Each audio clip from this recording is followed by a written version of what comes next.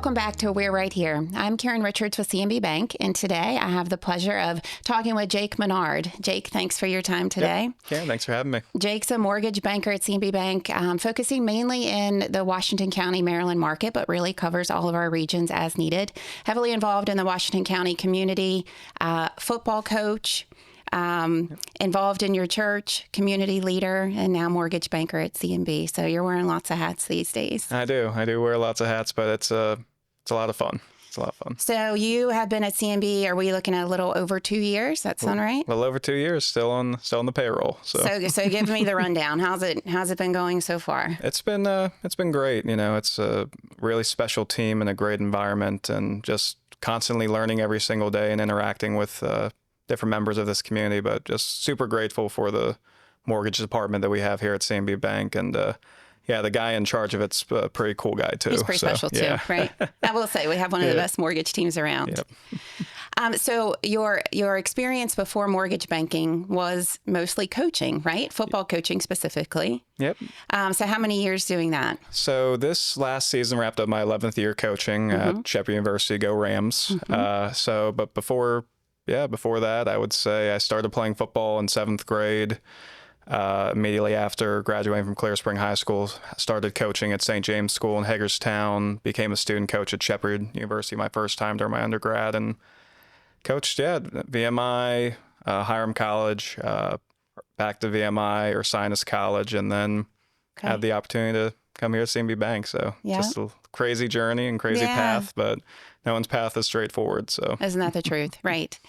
So relate your work in coaching to what you're doing now in the mortgage world. It's a little different. It is different, but I'd say it ultimately comes down to being people oriented. So, and that's the way I view talking with customers, and the way I view everything. You know, in the football world, especially the college football world, there's a recruiting element of the job that's especially apparent now for any football fans out there in the college world with the NIL and all that. But all those things aside, it's the people that make things happen. So when I'm talking with a football recruiter, I'm talking with somebody who's looking to buy their first home, it's that relationship development that is of the utmost importance to me. And I say it all the time to customers. There are some people in my role who they're really passionate about the numbers and all those things and all those nuances, which it's still a numbers-based business. But the thing that excites me about going to work is the people that I get to interact with day in, day out. And that's always been our philosophy at CNB. It's always been about people first, and making sure our customers are happy first. And you already mentioned our team a little bit, and so that's the other part. It's not just the clients we work with, but our team too. So I love that you have that philosophy. It fits perfectly with what we're doing. Yep. No, it takes a whole group to make things run, and I always talk about doing my 1/11th because you got 11 guys on the football field. So it takes all of us doing our job with the loan servicing team doing their things on the back end, loan processing, getting the files that we put together, to the closing table. And excited with some new changes, a new movement with our team, with having the loan assistant position is going to be a tremendous asset for turnaround times with our customers. So, and again, our underwriting team does a great job as well. So a lot of people doing a lot of different things on the back end, and really makes my job, Sammy's job, and Terry's job a lot easier. And with Dad's expertise, it's a good situation. It's a good situation. Definitely a transition time for us, but I think also just some really good opportunities coming our way. Agreed. So let's talk about your community work. So I know a big part of what you do is work in the community. And so not just your volunteer work, but also about the importance of the relationships that you've developed and how much you depend on those COIs. Yeah, no, it's a big realtor, especially in my world, realtors, builders, title company folks. It's making those connections similar to the conversation we had earlier, but something that I really took advantage of, because just my conversations with Dad when he was getting started, he had the ability to go to a real estate office and the realtors would actually be in the building. Well, now, as you can talk with anybody in our line of work, the work from home element, or the fact that some realtors work multiple jobs or work, real estate on the side, going into a real estate office isn't as a one-stop shop for making connections. What I did, especially starting out, was I would go to open houses a lot, bring my card, just shake hands, make connections. And a lot of those folks who I made those initial conversations with at open houses have become really great, not only referral sources for me, but great friends along the way. And that was a great way of making those connections. So it's, it is a time, very time oriented and, prioritizing different things throughout this. But yeah, again, it's everything we talk about is going to end up coming back to the people that make it work. So yeah. Yeah. And, being a mortgage banker now, you're the comments about realtors not always being at the desk, neither are mortgage bankers, right? Like you guys are not always sitting at the desk waiting on someone to walk in. You're going out and developing those relationships. Yep. And any given day, I'm in one of the 4 states in this quad state region, and started the day up meeting with customers, dropping off a draw check for a build in Pennsylvania, then going to the office to meet with clients about a purchase, then down in West Virginia, going to Winchester. So any given day, I spend a lot of time on 81. Yeah, so. You're on the move. Yes. So let's talk about your community work. And so I'm just going to read these off because I don't want to miss anything. You're a current board member of Children in Need in Washington County, a member of the Shepherd University Athletic Committee Board, recently joined the Leadership Washington County Alumni Committee, and are a recent graduate of Leadership Washington County. Go class 39, best class ever. Best class ever. Active at Salem Reformed Church, and of course, a football coach at Shepherd University. Yep. So just, speak to how you choose your organizations that you're going to dedicate your time to, because your time is so valuable, of course. So how do you select them? Yeah, time is the one thing, and it's something you see on Reels all the time with that guy on Shark Tank. Time's the only thing you spend but don't get back. It's, what's passionate about me, and you can kind of tell by that list, my faith, working with, all the things at Salem Reformed Church, my faith is very important to me. And the other elements of things that are important to me is, how do I help enrich the life of either young adults or young kids? Children need checks off that box.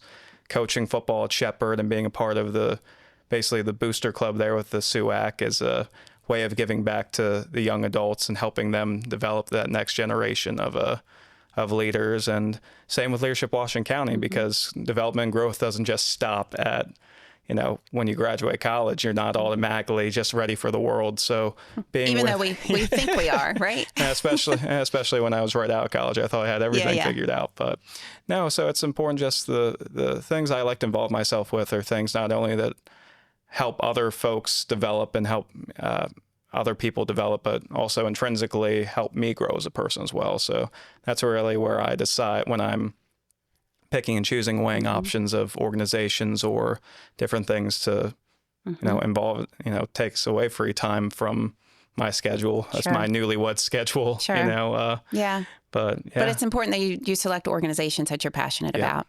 Yep. And that's one of the things I like about CNB too, is that, obviously from the top down, we do encourage our team members to get involved, but we're not going to tell you what to get involved in. We want you to make that choice for yourself. Yep. And that's the conversation I had with Mark Carroll when I first came on was pretty much spot on with that. It's you're able to do a whole lot of different things, but truly it's what's going to be the most rewarding for you, because there's a phenomenal amount of boards, and we're very fortunate in this tri-state region. There are a ton of great organizations, but it may not necessarily be something in your realm of expertise or something that is kind of in your wheelhouse. So, it's better to let somebody who is passionate about that be on that board and take that organization to the next level, and you focus on the things that you want to see exceed. So talk a little bit about Leadership Washington County.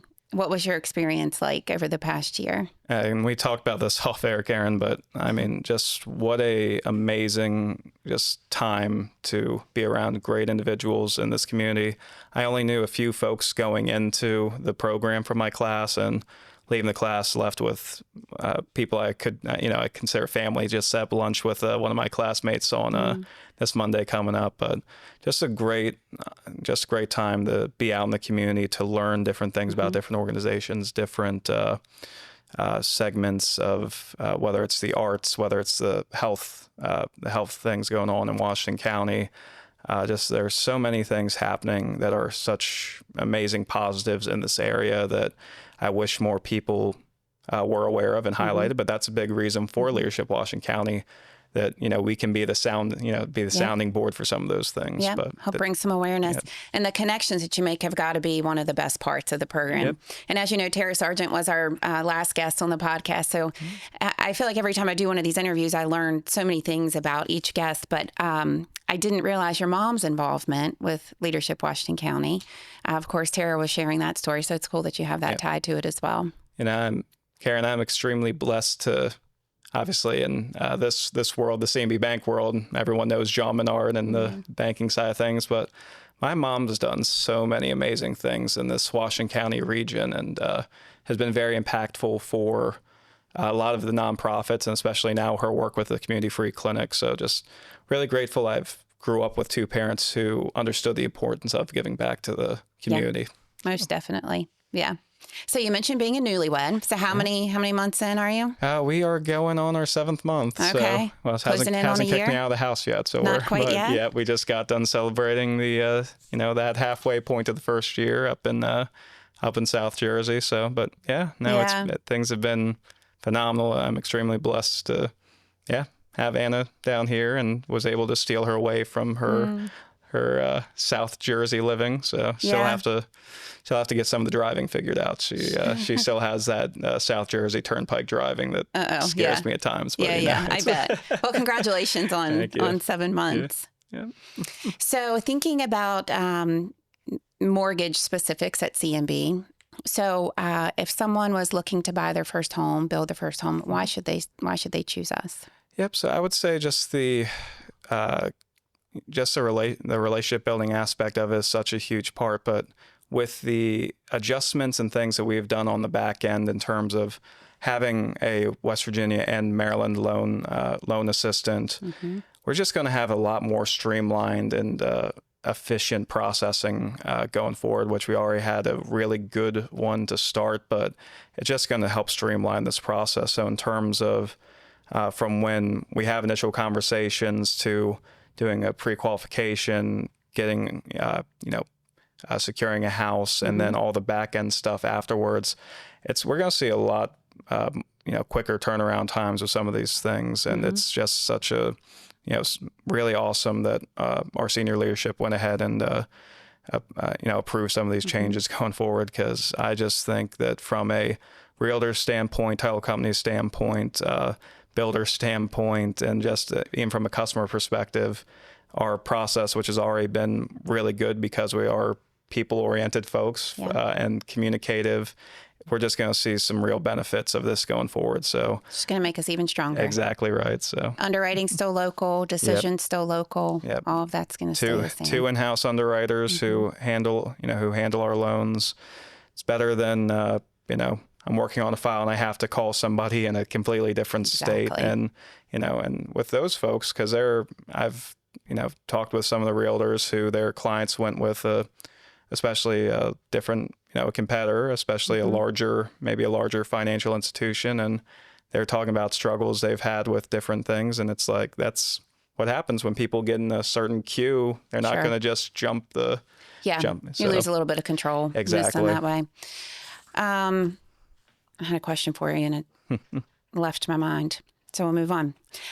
It'll come back to me. Yeah. And then it's going to be on a different topic. But so we were talking about the 75 Hard program before we started the podcast. And so I want to talk about it a little bit because I think it's more than just a physical transformation. It feels like it's more about discipline and getting into the hard habits and sticking with them. What do they say? It takes 30 days to make something a habit if you stick with it. Yep. So talk a little bit about 75 Hard, why you decided to go that route, what exactly it is. Yeah. So Karen, just a little bit of background for anyone who maybe only has seen me from this conversation we're about to have. But when I started at CNB Bank, I was about 70-ish pounds heavier and all those things. And by the time I proposed to my wife in December of 2024, I'm like, well, I don't want to look bad in all these wedding photos. So I decided to make a change. I did 75 Hard one time before during COVID when everyone was looking for something to do in their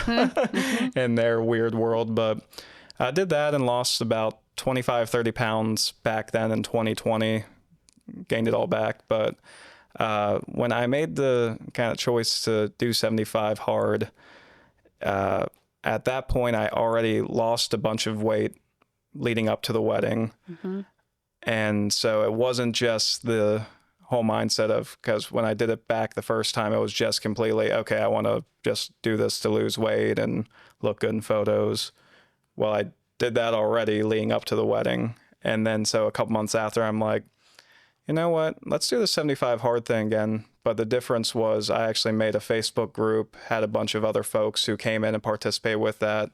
Because, you know, for me, the only reason I did that the first time was because one of my buddies who I coach football with was going to do it. So in my mind, there's a ton of things that people are willing to do or would want to try, but don't want to do it by themselves. So that was a reason for doing 75 hard the second time, because there are a bunch of folks and just talking with people one-on-one during my weight loss journey that they were willing and open to or wanting to lose weight or take next steps to be proactive with their health and with their mental health and all those things, but they didn't want to, you know, go to the gym by themselves or all that. So that was kind of the reason for doing 75 hard again in March. And now that 75 is over, I'm doing the second phase of it, which is a 30-day program, but it's great too. It involves 2 workouts, reading 10 pages of a nonfiction book, gallon of water.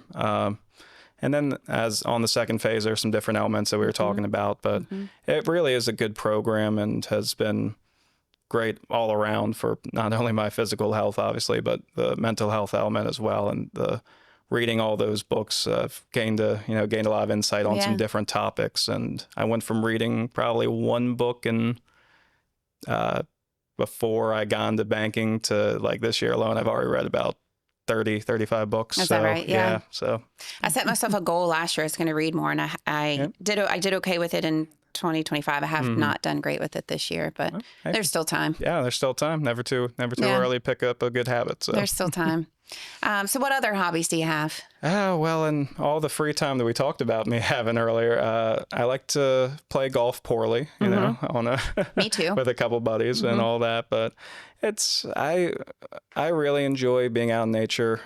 My wife Ann and I like to go to Renfrew Park in Waynesboro. It's my great grandmother, Grandma Betty, has a memorial bench out there. Okay. So it's a nice. They've really done a great job in Franklin County making that a really nice hiking area. But being outdoors, traveling, love either driving around to the local areas here, going out farther, doing some road trips, or traveling internationally. That's a very, very blessed. Anna has that same travel bug I have. She loves to travel too. Do you have any vacation plans this summer? Yep. So this summer, actually, we just we kind of ended all those. We had a trip to New Jersey. I just came back from a trip from Rehoboth Beach in Delaware. We have the 4th of July coming up with down Southern Maryland, but no real trips planned till because we're about to get into football season, so have to. Yeah, your calendar's about to be full. Yeah, but after football season, the whole family's going on a cruise to the Caribbean. So Nice. How about on your end? Any fun trips coming up? Yeah, Outer Banks in a couple weeks, so I'm counting down to some beach time. Yep. So when you all go out on a date night, now Anna's a chef, right? Anna is a chef. Okay, so she's probably really particular about the places you go to eat. Yep. So what are your favorite spots? If I'll say this in Frederick, when we go out down that way, Lazy Fish Sushi. Okay. That place is awesome. I've never been. Yeah, I'll have to try it. It's on the if you like sushi, it's on the list. do. But another place, H Mart, she loves H Mart. There's it's a Korean grocery store chain, but they have food courts in the lobby and all that. She loves her H Mart, and her she always, the one up by where she lived had a fire, so it was closed down for a while. And so it reopened probably a month ago now. And when we drove past, like, it's on a main interstate road is how you get there. Cars backed up for about 2 miles trying to get into the H Mart parking lot. So I'm like, we're probably going to go somewhere. So you didn't get in line? No, you didn't wait in the line that day? No, not that day. What's your favorite meal that she cooks? She cooks, it's sofrito and beef, and we'll either do rice or quinoa with that. And when she listens to this, she's probably gonna roll her eyes, because every time I ask, I'm like, hey, can we just make this? She's like, I can make other things. Yeah, But right. I can make more than one dish, but that's your favorite. If it ain't broke, don't fix it. That's But right. she's super, super talented. And yeah, she's over at Cannon Coffee now doing some of their bakery, their baking. Oh, okay. So, I was there the other morning for coffee. Yeah, Okay. yep, I didn't know she was doing that. yeah, so just some stuff, and yeah, she's doing great. So very, very blessed.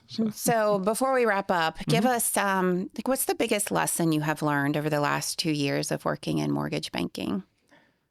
It is, and I think it's kind of redundant at this point, but truly is the relationship building element of this job. And people, you may not always have the best rates, and you may not always have the best this, that, or the other, or you might have that, and those conversations are easier when you're the best option. But ultimately, if you just deal honestly with people, you may not see immediate benefits from that transaction, because they may go somewhere else, but down the road, they're realistically going to remember that conversation you had. And if you can always do, if you have something to benefit or, teach somebody something, they're going to remember those things. So it's just important the way you treat people. And it's something I've always done, but it's been reinforced through my time here at CNB Bank. So. Well, I think it's being reinforced too. I want to mention this before I forget. The way that you treat your coworkers, the way that you treat your clients. It's one of the big reasons why you were nominated for Young Professional of the Year through the Washington County Chamber, which I believe that will be announced early in 2027. Is that right? That's when we'll find out the winners. Yeah, and I'm sure there's a plethora of great candidates for this. So just to be nominated, it's a huge honor to be nominated. It is, and it shows you on the thing who nominated you. So Matt Munson, thank you, my friend, for that. But it's nice. It's nice to receive that recognition, and the Chamber of Washington County does such an amazing job with and doing the things that we talked about, right? Highlighting different things in the community, different businesses. So to be nominated is awesome, and just be nominated is great, because it's just seeing the list of folks like Brittany Wedd with Children Need won it last year. So just the high caliber of folks that have been nominated is great, and have won it is great. So, but anytime I get to represent CNB Bank in a good light, I'm blessed to have that opportunity. Yeah, absolutely. I'm sure it'll be tough competition, but best of luck to you. Thank you. And have we missed anything? Anything you want to cover that we didn't cover? No, just also just want to say, Karen, thank you for putting this together. Yeah, you're welcome. It's a great, I enjoy listening to it. I know that we talked about... I don't listen, so yeah. And you won't listen to this one? Probably not, because I don't want to listen to 45 minutes of like hearing my voice on... Understand. Yeah. No, but thank you again. Yeah, thank you for your time. This has been great. All righty, that does it for this episode of We're Right Here. We'll see you next time.